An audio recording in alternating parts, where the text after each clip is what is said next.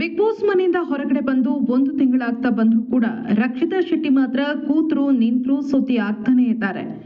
May be ಉಳಿದೆಲ್ಲ ಸ್ಪರ್ಧಿಗಳು ಸಂದರ್ಶನ ನೀಡೋದು ಸ್ಟಾಪ್ ಆಗಿದ್ರು ಕೂಡ ರಕ್ಷಿತಾ ಶೆಟ್ಟಿ ಅವರನ್ನ ಮಾತ್ರ ಪದೇ ಪದೇ ಸಂದರ್ಶನ ಮಾಡ್ತಾನೆ ಇದ್ದಾರೆ. ಬೇರೆ ಬೇರೆ ವಾಹಿನಿಗಳಲ್ಲಿ ಅವರನ್ನ ಸಂದರ್ಶನ ಮಾಡಲಾಗ್ತಾ ಇದೆ. ಯೂಟ್ಯೂಬ್ ವಾಹಿನಿಗಳಲ್ಲೂ ಕೂಡ ಸಾಕಷ್ಟು ಕಡೆಗಳಲ್ಲಿ ರಕ್ಷಿತಾ ಶೆಟ್ಟಿ ಈಗಾಗಲೇ ಸಂದರ್ಶನಗಳನ್ನ ಕೊಟ್ಟಿದ್ದಾರೆ. ಸದ್ಯ ಹುಟ್ಟೂರು ಉಡುಪಿಯಲ್ಲಿದ್ದಾರೆ ರಕ್ಷಿತಾ ಶೆಟ್ಟಿ. ಅಲ್ಲಿನ ಯೂಟ್ಯೂಬ್ ವಾಹಿನಿಯೊಂದಕ್ಕೆ ರಕ್ಷಿತಾ ಸಂದರ್ಶನ ನೀಡಿದ್ದಾರೆ. ಅದರಲ್ಲಿ ಒಂದಷ್ಟು ಸೋಷಿಯಲ್ ಮೀಡಿಯಾದ ಪೋಸ್ಟ್ಗಳ ಬಗ್ಗೆ ಗರಂ ಆಗಿದ್ದಾರೆ. ಇಷ್ಟು ದಿನ ಏನೇ ಪ್ರತಿಕ್ರಿಯೆ ಕೊಡುವಂತಹ ಸಂದರ್ಭದಲ್ಲಿ ರಕ್ಷಿತಾ ಯಾವುದೇ ಪ್ರಶ್ನೆ ಬಂದರೂ ಕೂಡ ಕೂಲಾಗಿ ಆನ್ಸರ್ ಮಾಡ್ತಾ ಇದ್ರು. ಆದರೆ ಇದೇ ಮೊದಲ ಬಾರಿಗೆ ಸೋಷಿಯಲ್ ಮೀಡಿಯಾದಲ್ಲಿ ತಮ್ಮ ಬಗ್ಗೆ ಬಂದಂತ ಒಂದಷ್ಟು ಪೋಸ್ಟ್ಗಳ ಬಗ್ಗೆ ಆಕ್ರೋಶವನ್ನ ಹೊರಹಾಕಿದ್ದಾರೆ. ಅಲ್ಲದೆ ತಮ್ಮನ್ನ ಫಾಲೋ ಮಾಡುವಂತಹ ಒಂದಷ್ಟು ಫಾಲೋವರ್ಸ್ಗಳಿಗೆ ಹಾಗೇನೆ ತಮ್ಮ ಅಭಿಮಾನಿಗಳಿಗೆ ಒಂದಷ್ಟು ಮನವಿಗಳನ್ನ ಮಾಡಿಕೊಂಡಿದ್ದಾರೆ ರಕ್ಷಿತಾ ಶೆಟ್ಟಿ. ಅಂದಹಾಗೆ ಅಷ್ಟಕ್ಕೂ ಏನ್ ಹೇಳಿದ್ದಾರೆ ರಕ್ಷಿತಾ ಶೆಟ್ಟಿ ಕೋಪಗೊಳ್ಳೋದಕ್ಕೆ ಕಾರಣ ಏನು ಅನ್ನೋದನ್ನ ಹೇಳ್ತೀವಿ ಕೇಳಿ. ರಕ್ಷಿತಾ ಶೆಟ್ಟಿ ಬಿಗ್ ಬಾಸ್ ಮನೆಯಿಂದ ಹೊರಗಡೆ ಬಂದ ಬಳಿಕ ಬೇರೆ ಬೇರೆ ರೀತಿಯಾದಂತಹ ಪೋಸ್ಟ್ಗಳನ್ನ ನೀವು ಸೋಷಿಯಲ್ ಮೀಡಿಯಾದಲ್ಲಿ ಗಮನಿಸಿರಬಹುದು. ರಕ್ಷಿತಾ ಶೆಟ್ಟಿ ಹಾಗೆ ಸೂರಜ್ ರಘು ಅವರು ಬೆಂಗಳೂರಿನಲ್ಲಿ ರೆಸ್ಟೋರೆಂಟ್ ಓಪನ್ ಮಾಡಿದ್ದಾರೆ. ಹಾಗೆ ರಕ್ಷಿತಾ ಪೂನಾದಲ್ಲಿ ಒಂದು ರೆಸ್ಟೋರೆಂಟ್ ಓಪನ್ ಮಾಡಿದ್ದಾರೆ. ಅವರದೇ ಆದಂತಹ ಹೋಟೆಲ್ ಅನ್ನ ಆರಂಭ ಮಾಡಿದ್ದಾರೆ. ಹಾಗೆಯೇ ಬಿಗ್ ಬಾಸ್ ಸೀಸನ್ 12ರಲ್ಲಿ ಫಸ್ಟ್ ರನ್ನರ್ ಅಪ್ ಆಗಿದ್ದಕ್ಕೆ ರಕ್ಷಿತಾ ಶೆಟ್ಟಿಗೆ 20 ಲಕ್ಷ ರೂಪಾಯಿ ದುಡ್ಡು ಬಂತು. ಅದನ್ನ ಅವರು ಅವರ ತಾಯಿಗೆ ಚಿನ್ನ ಖರೀದಿಸಿ ಕೊಟ್ಟಿದ್ದಾರೆ. ಹೀಗೆಲ್ಲ ಹತ್ತಾರು ರೀತಿಯಾದಂತಹ ಪೋಸ್ಟ್ಗಳನ್ನ ನೀವು ಸೋಷಿಯಲ್ ಮೀಡಿಯಾದಲ್ಲಿ ಗಮನಿಸಿರಬಹುದು. ಈ ಒಂದು ಪೋಸ್ಟ್ಗಳಿಗೆ ಸಂಬಂಧಪಟ್ಟಂತೆ ರಕ್ಷಿತಾ ಶೆಟ್ಟಿ ಖಾರವಾಗಿ ಪ್ರತಿಕ್ರಿಯೆ ಕೊಟ್ಟಿದ್ದಾರೆ. ಇದೆಲ್ಲವೂ ಕೂಡ ಫೇಕ್, ಇದೆಲ್ಲವೂ ಕೂಡ ಸುಳ್ಳು ಸುದ್ದಿ, ಯಾವುದನ್ನ ಕೂಡ ನಂಬೋದಕ್ಕೆ ಹೋಗಬೇಡಿ. ಹಾಗೆಯೇ ಆ ಒಂದು ವಾಹಿನಿಯ ಸಂದರ್ಶನದಲ್ಲಿ ಹೇಳಿದ್ದಾರೆ, ಇದು ಫೇಕ್ ಅನ್ನೋದನ್ನ ಪ್ರೋಮೋದಲ್ಲೇ ತೋರಿಸಿ, ನಾನು ಏನ್ ಹೇಳಿದ್ದೇನೋ ಇದನ್ನ ಪ್ರೋಮೋದಲ್ಲಿ ಹಾಕಿ, ಇದು ಮಸ್ಟ್ ಆಗಿ ಜನಕ್ಕೆ ಗೊತ್ತಾಗಬೇಕು ಅಂತ ಅತ್ಯಂತ ಆಕ್ರೋಶಭರಿತರಾಗಿ ಅವರು ಉತ್ತರವನ್ನ ಕೊಟ್ಟಿದ್ದಾರೆ. ಇದುವರೆಗೂ ನಾನು ಯಾವುದೇ ರೀತಿಯಾದಂತಹ ಹೋಟೆಲ್ ಓಪನ್ ಮಾಡಿಲ್ಲ, ನನ್ನ ಅಮ್ಮನಿಗೆ ಚಿನ್ನ ಖರೀದಿ ಮಾಡಿಲ್ಲ. ಅದಕ್ಕಿಂತ ಮುಖ್ಯವಾಗಿ ನನಗೆ ಬಿಗ್ ಬಾಸ್ ಹಣ ಇನ್ನೂ ಕೂಡ ಬಂದಿಲ್ಲ.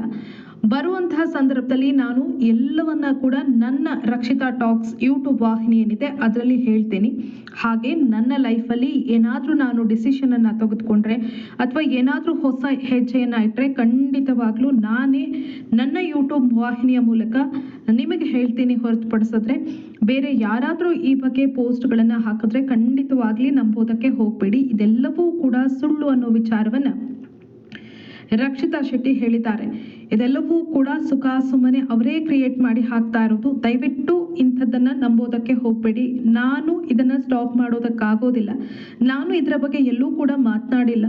ನಾನೆಲ್ಲೂ ಕೂಡ ನಾನು ಹೋಟೆಲ್ ಓಪನ್ ಮಾಡ್ತೀನಿ ಅನ್ನೋದನ್ನ ಹೇಳಿಲ್ಲ. ಹಾಗೇನೆ ಬೇರೆ ವಿಚಾರವನ್ನ ಕೂಡ ಹೇಳಿಲ್ಲ. ಹಾಗೆ ಒಂದು ಹೇಳೋದಾದ್ರೆ ನನ್ನ ಯೂಟ್ಯೂಬ್ ವಾಹಿನಿಯಲ್ಲಿ ನಾನು ಹೇಳ್ತೀನಿ, ಹೊರತುಪಡಿಸಿದ್ರೆ ನಾನು ಬೇರೆ ಎಲ್ಲೂ ಕೂಡ ಹೇಳೋದಿಲ್ಲ ಅನ್ನೋದನ್ನ ರಕ್ಷಿತಾ ಶೆಟ್ಟಿ ಹೇಳಿದ್ದಾರೆ. ಹಾಗೇನೆ ನನಗೆ ಎಷ್ಟು ದುಡ್ಡು ಬಂತು, ಅದರಲ್ಲಿ TDS ಎಷ್ಟು ಕಟ್ಟಾಯ್ತು, ಟ್ಯಾಕ್ಸ್ ಎಷ್ಟು ಕಟ್ಟಾಯ್ತು, ನನಗೆ ಎಷ್ಟು ಬಂತು, ಇದೆಲ್ಲವನ್ನ ಕೂಡ ನಾನೇ ನಿಮ್ಮ ಮುಂದೆ ಇಡ್ತೀನಿ. ಅದಕ್ಕೋಸ್ಕರ ಬಂದ ಮೇಲೆ ನಾನೇ ಒಂದು ವಿಡಿಯೋವನ್ನ ಮಾಡ್ತೀನಿ. ಆದ್ರೆ ಇದುವರೆಗೂ ನನಗೆ ಅಮೌಂಟ್ ಬಂದಿಲ್ಲ. ಹಾಗಾಗಿ ಯಾರಾದ್ರೂ ಈ ಬಗ್ಗೆ ಪೋಸ್ಟ್ಗಳನ್ನ ಹಾಕಿದ್ರೆ ಪ್ಲೀಸ್ ನಂಬೋದಕ್ಕೆ ಹೋಗಬೇಡಿ ಅಂತ ಖಾರವಾಗಿ ಹೇಳಿದ್ದಾರೆ. ರಕ್ಷಿತಾ ಶೆಟ್ಟಿ ಬಗ್ಗೆ ಸಾಕಷ್ಟು ಪೋಸ್ಟ್ಗಳನ್ನ ನೀವು ಕೂಡ ಗಮನಿಸಿರ್ತೀರಾ. ಇದನ್ನೆಲ್ಲ ನೋಡಿ ಸಾಕಾಗಿರುವಂತಹ ರಕ್ಷಿತಾ ಶೆಟ್ಟಿ ಈ ರೀತಿ ರಿಯಾಕ್ಟ್ ಮಾಡಿದ್ದಾರೆ.